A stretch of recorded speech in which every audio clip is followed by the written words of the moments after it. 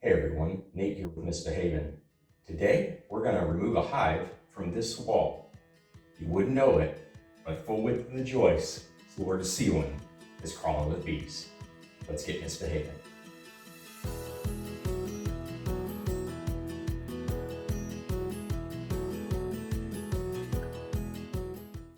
If you're near the wall, you can actually hear it humming, like from this far away. Don't know that the camera's going to pick it up. That's unfortunate. But also, you touch the wall here and feel it. It's cool. You touch the wall here and it's warm. There's a big difference. I'm going to show you on an infrared camera. This is a heat camera, and you can actually go ahead and let me do 2 experiments to show you. I'm going to put my hand here on the cold drywall, and likewise put my hand on the already warm drywall. And then we should be able to see on the camera the 2 spots. You can barely make out the hotter one, but that's where the little square box is in the yellow. And then you can see my pink handprint off in the cold drywall. That big, long, hot strip is our hive. Pretty cool. On the inside, you couldn't tell there was a hive, but as you can see from the outside, they are utilizing the crack in the brick to crawl through. Somehow they found it through the inner barrier and into the joist space. So now we're going to go back inside, set up our equipment and drop cloth, and open up the drywall.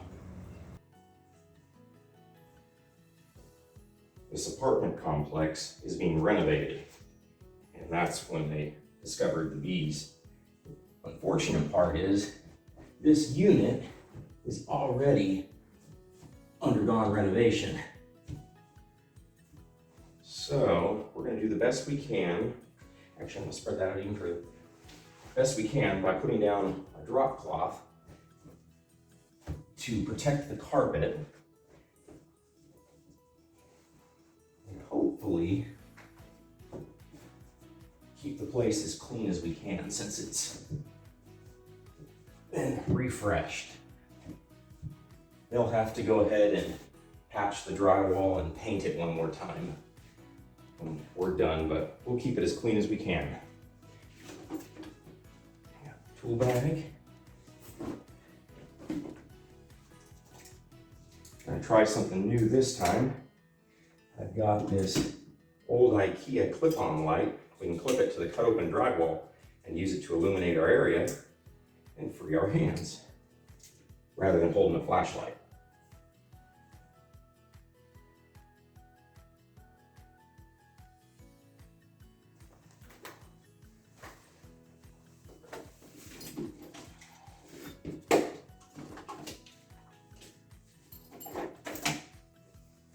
Okay, well, to start,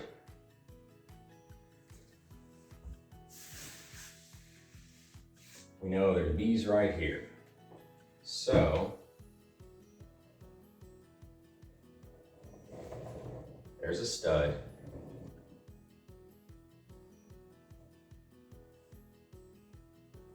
So that should be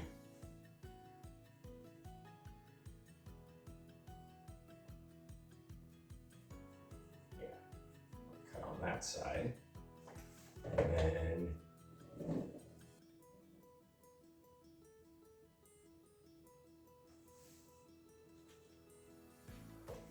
so the stud finder will see the hive inside the wall as another stud because it's dense.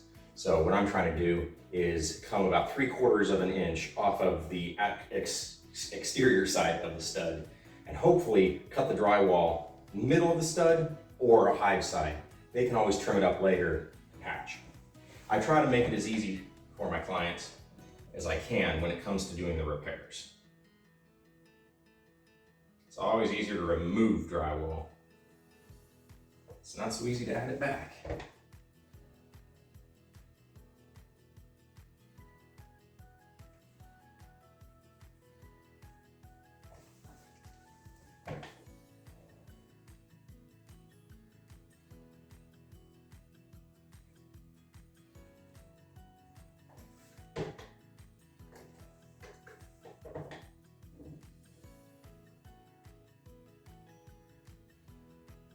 Only started using this stud finder this year. It is awesome. It's got multiple sensors in it, so you're not really just finding the edge of the stud. It actually shows you where it's seen a density change. It is night and day difference over the old school. Now, I failed to bring a straight edge. So if you turn your tape measure backwards, it often does a pretty good job of being a straight edge, as long as you don't push hard against it and bow it off the wall.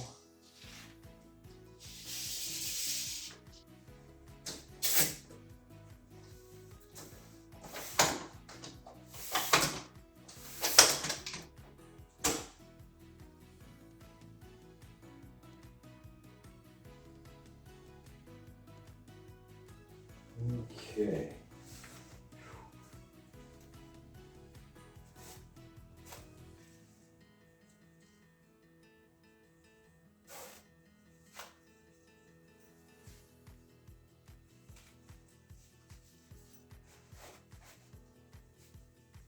So the main reason I wear the ball cap is it keeps the visor from tilting back against my face. Bees land on it and get to my nose and lips pretty easy. Now this veil, compared to my old one, does cascade forward. In fact, it looks kind of dorky, but what that is meant to be is most of the day you're over top of a hive doing this. So it droops away, gives you room, and on top of it, it's flat to your surface, not at an angle, and it's actually easier to see through. But the ball cap keeps it off my head. It adds a little extra layer up here on the top, but there is thick like mesh foam, so they can't get to you easily. This is a vented suit, which means the material breathes quite nicely. That is if there is a breeze. We're indoors, so it's getting a little warm. Let's open it up. We're gonna take the bottom panel off first. That's where the loose bees will be more than likely. They build from the top down in most cases. Now, I was hoping to take it off in one piece, but because of the screws and such, I don't think that's possible. This is a very full hive. I'm gonna shut the door. Well, most of the way. Okay, so these bees are already kind of angry.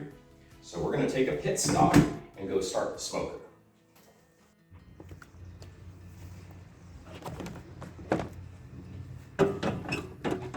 All right, you can burn pretty much anything in your smoker, leaves, burlap, potato sacks. I buy these little pellets. They're basically like tea leaves. It's a very clean smoke. In fact, you don't even see it when it's coming out of the smoker half the time. But the bees like it more. It does its job. It doesn't leave your house smelling smoky. It's kind of more like burning an incense stick. It doesn't smell like anything, just light smoke. And usually I find the smoke scent leaves the house within a day or two, even if it's like unoccupied and air's not moving. And I don't have to go hunting around for leaves and grass and straw that are just the right amount of wet versus dry. Too wet, they don't burn, they keep going out. Too dry, it burns hot and fast, which doesn't do you any good because there's little smoke and it can actually singe the wings on the bees. So I just kind of like a cigar, you glow up one end, usually takes 3 to 4, and they'll burn for 15 minutes or so.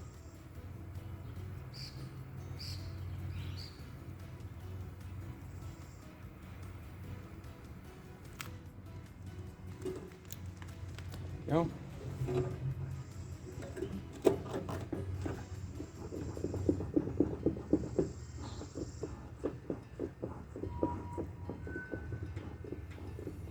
And we're good. Let's get back to it.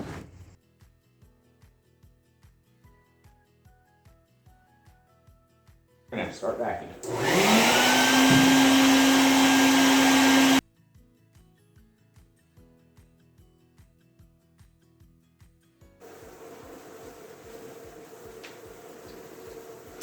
So for those of you that are worried about the bees when I'm vacuuming, This is a homemade device. It started out as what's called a bucket head vac that you can buy at Home Depot, but we have modified it so that it does not suck very hard.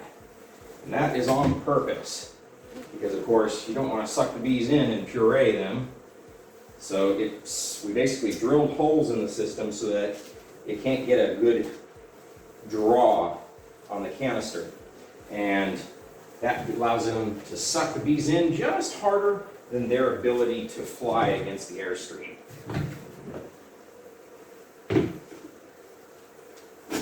So there is a small number that do get a little damage, but the majority of the hive survives just fine. And now we're basically going to just start working our way through the frame, sucking off bees, looking for the queen. And before I get started, I need what's called a queen catcher. It's like a clothespin cage. Once you find mama, the rest is easy.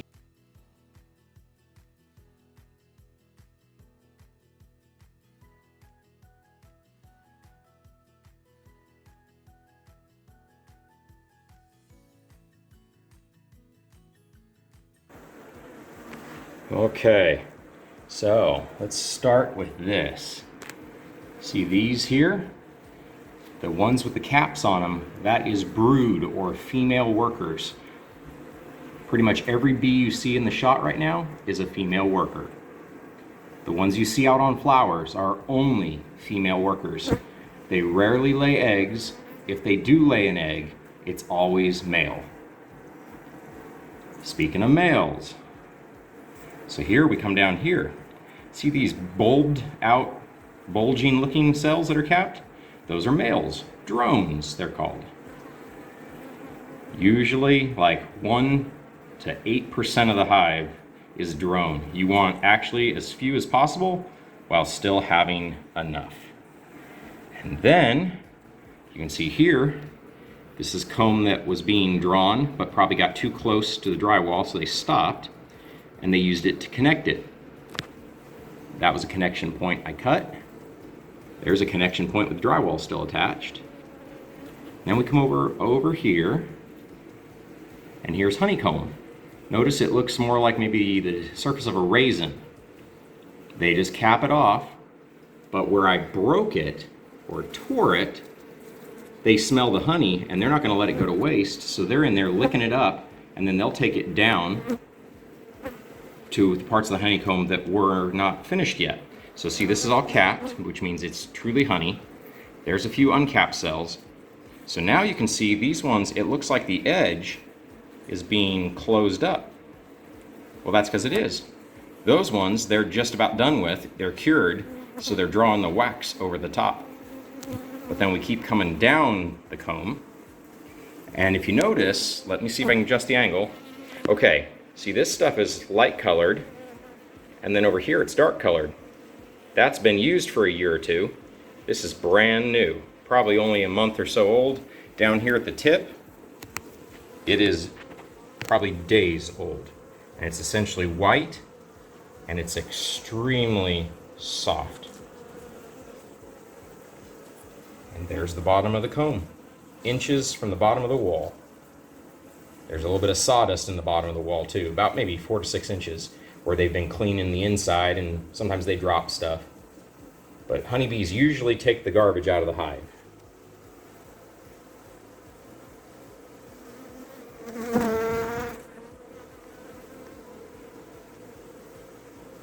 And that's only about half, a little over half the wall.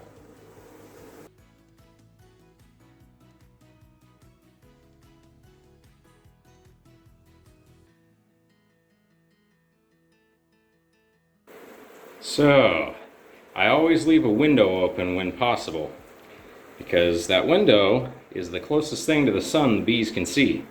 So the stragglers in the room end up balling up at the window where I can vacuum them later, but the rest of the room is relatively free of bees. Before we move on, I wanted to point out for those of you interested, these queen cells. Got one right here, and then you've got actually two right here, one down and back, one forward and top. These are what I would call practice cells. They're actually empty, but if an egg is laid in that and fed royal jelly, they will then draw it longer and close it, and that will become 3 new queens.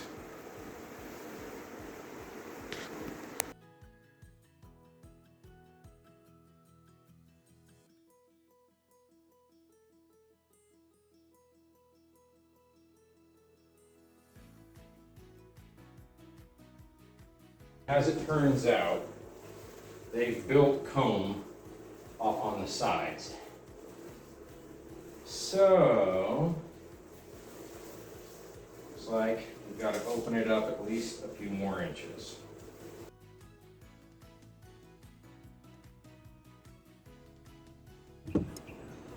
Okay, we've already installed the first box. Now we just got to install the last.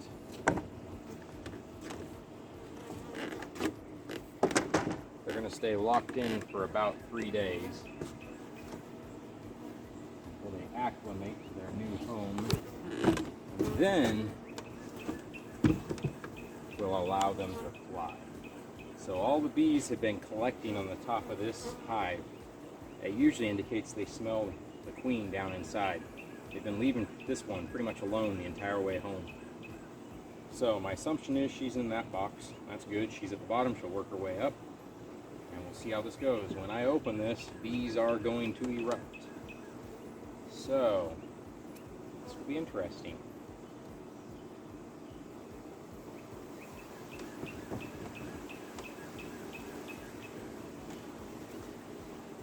There are quite a few stuck to the underside.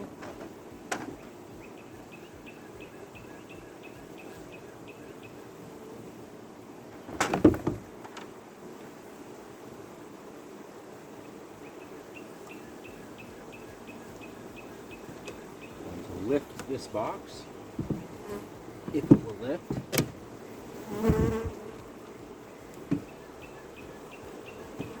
Unfortunately, I can't give a lot of caution to the bees, so there were some squishing. This one, set aside. This we go. Then, take this,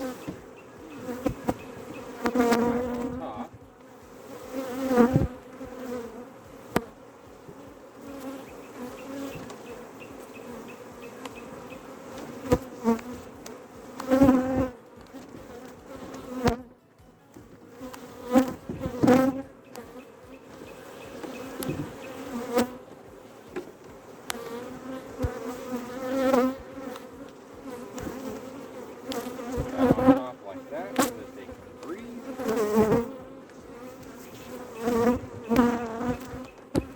Close it up for the most part.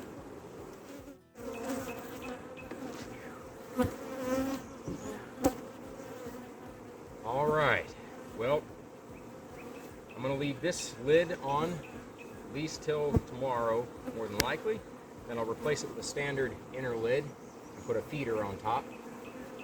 And then close this lid all the way. There's about a handful and a half of bees down here on the bottom. They'll either go under and cling to that screen at the bottom of the hive, or crawl up here to the screen that's on top. And they'll just hang out for the 2 to 3 days I keep them locked in.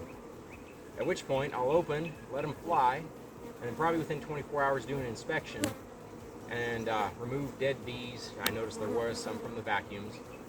And then also replace any frames that I'm missing. I know the bottom one, I think it's missing 1 frame, and this one I think is missing 5. You don't want them to get too much room and get creative. Well, that's us doing a cutout and installing the cutout as a new hive. If you enjoyed the video, please give it a thumbs up. If you want to see more like it, subscribe to the channel. Make sure that bell notification is checked. We upload about every 2 weeks, or at least that's the schedule we try to keep to.